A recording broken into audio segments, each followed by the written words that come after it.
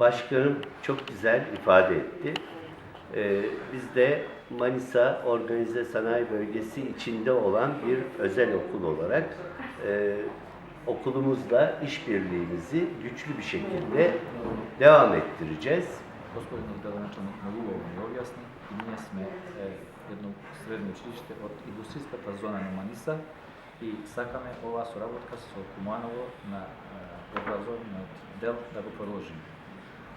Bölge başkanlığımız bu projeyi çok önemsiyor.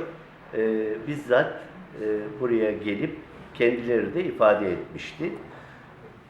Директорката на нашата индустријска зона ова наша соработка го поддржува сестрно и на некој начин не поддржува да продолжуваме сестрно ова да продолжуваме исто. Biz bu işbirliğinin devam ederek gelişeceğine inanıyoruz.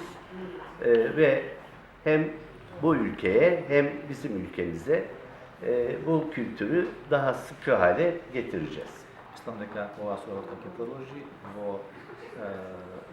на културно ниво за нашите две земји да се зближат уште повише. Teşekkür ederim.